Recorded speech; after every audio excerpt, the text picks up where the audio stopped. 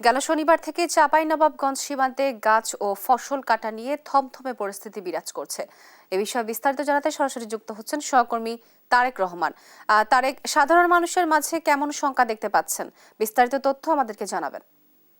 বলে রাখি, চাঁপাইনবাবগঞ্জের যে শিবগঞ্জ উপজেলার চৌকা সীমান্ত, এ মুহূর্তে কিন্তু পরিস্থিতি শান্ত আছে। তবে চাপা ক্ষোভ এবং আতঙ্ক বিরাজ করছে স্থানীয় বাসিন্দাদের মধ্যে। তারা বলছে, ভারতীয় নাগরিকরা যেহেতু বারবার বাংলাদেশের অভ্যন্তরে ঢুকে হামলা চালাচ্ছে এবং বাংলাদেশিদের ফসল নষ্ট করছে, এজন্য কিন্তু মূলত তারা আতঙ্কে দিন পার করছে। এছাড়া সম্প্রতি ভারতের বিএসএফ সদস্যরা যে সে আন্তর্জাতিক সীমান্ত আইন লঙ্ঘন করে কাঁটাতারের বেড়া দিচ্ছিল গত সপ্তাহে, সেই তখন থেকে কিন্তু উত্তেজনা ছড়িয়ে পড়ে সীমান্ত এলাকাতে এবং সর্বশেষ তার বহিঃপ্রকাশ ঘটে কিন্তু গত শনিবার চৌকা এবং চৌকা সীমান্তে কিন্তু ভারতীয় নাগরিকরা প্রায় 2.5 কিলোমিটার এলাকা জুড়ে তাণ্ডব চালিয়েছে। তারা অস্ত্রে শস্ত্রে সজ্জিত হয়ে কিন্তু বাংলাদেশের নাগরিকদের উপর হামলা চালিয়েছে। এতে কিন্তু 5 থেকে 6 জন বাংলাদেশি সাধারণ কৃষক আহত হয় এবং একজন বিজিবি সদস্য আহত হয়েছে। কৃষকরা আমাদেরকে জানিয়েছেন, তারা কিন্তু সীমান্তের কাছাকাছি যে বাংলাদেশি নাগরিকদের যে জমিগুলো আছে, সে জমিতে কিন্তু এখন বিভিন্ন রকমের ফসল আছে এবং আম গাছ আছে। এই ফসল কিন্তু তারা কিন্তু পরিচর্যা করতে মাঠে যেতে পারছে না এবং আম গাছের পরিচর্যা করতে তারা কিন্তু মাঠে যেতে ভয় পাচ্ছে। তবে বিজিবির পক্ষ থেকে বলা হয়েছে, তারা কিন্তু কৃষকদের রক্ষায় সব ধরনের নিরাপত্তা ব্যবস্থা জোরদার করেছে এবং তারা কিন্তু অতিরিক্ত কিন্তু বিজিবি সদস্য কিন্তু মোতায়েন করেছে সীমান্ত এলাকায়। আপনাকে যদি আমি একটু বিষয় জানিয়ে রাখি, গত শনিবার সারাদিন উত্তপ্তের পর কিন্তু সন্ধ্যা নাগাদ সীমান্তে পতাকা বৈঠক অনুষ্ঠিত হয়।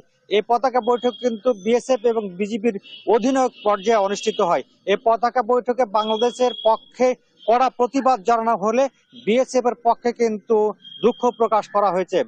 এই যে আপনাকে আরেকটু যদি তথ্য দিই, গত শনিবার সকাল 11:15টার দিকে ভারতীয় কিছু নাগরিক বিএসএফ এর সহযোগিতায় বাংলাদেশের অভ্যন্তরে ঢুকে পড়ে তারা, এবং তারা দেশীয় অস্ত্র, ককটেল, হাত বোমা, গ্রেনেড সহ নানা রকম অস্ত্র তারা তীর ধনুক বাংলাদেশের নাগরিকদের উপর প্রয়োগ করে এবং বাংলাদেশের নাগরিকরা যখন তাদেরকে প্রতিহত করার চেষ্টা করে, তখন কিন্তু দুপক্ষের সংঘর্ষ বাধে। থেমে থেমে কিন্তু সংঘর্ষের ঘটনা ঘটেছে। আপনাকে যদি একটু বলে রাখি কি যে গতকাল কিন্তু সীমান্তের সার্বিক পরিস্থিতি রক্ষার জন্য বিজিবির পক্ষে জনপ্রতিনিধিদের নিয়েও কিন্তু কিরণগঞ্জ বিওপি এলাকায় এবং বাখেরআলী বিশ্বনাথপুর গ্রামে একটি মত বিনিময় সভা করেছে বিজিবির পক্ষে। এই মত বিনিময় সভা থেকে সীমান্তে কিভাবে শান্তিপূর্ণ পরিবেশ বজায় রাখা যায় সে বিষয়ে কিন্তু তারা তুলে ধরেছে।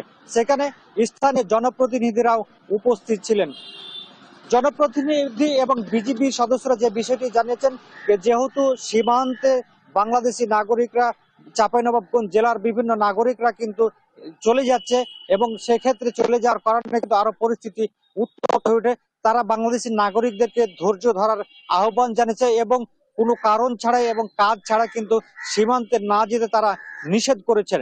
আমরা গতকালকে ভারতীয় কিছু গণমাধ্যমের খবর দেখেছি, তো ভারতীয় গণমাধ্যমে কিন্তু বারবার উস্কানি দেওয়া হচ্ছে। তারা কিন্তু বাংলাদেশকে কিন্তু হুমকি দিচ্ছে, তারা কৃষকদেরকে তারা কিন্তু হুমকি দিচ্ছে। তারা জানিয়েছে তারাও কিন্তু প্রস্তুত রয়েছে, তারা কিন্তু বাংলাদেশে যে কোনো সময় তারা কিন্তু আক্রমণ করতে পারে। তাদের উস্কানির কারণে কিন্তু বাংলাদেশের সীমান্ত এলাকায় এখনো কিন্তু আতঙ্ক বিরাজ করছে। কৃষকরা চাচ্ছেন যে কোনো মূল্যে যেন পরিবেশ পরিস্থিতি নিয়ন্ত্রণে আনা যায়, সে বিষয়টি তারা ঊর্ধ্বতন কর্তৃপক্ষের কিন্তু বারবার দৃষ্টি আকর্ষণ করছে এবং বিজিবির পক্ষ থেকে বাংলাদেশি নাগরিকদের সীমান্ত এলাকায় ধৈর্য ধরার জন্য আহ্বান জানিয়েছেন। জিতোয়া, এই ছিল আমার কাছের সীমান্ত নিয়ে সর্বশেষ পরিস্থিতি।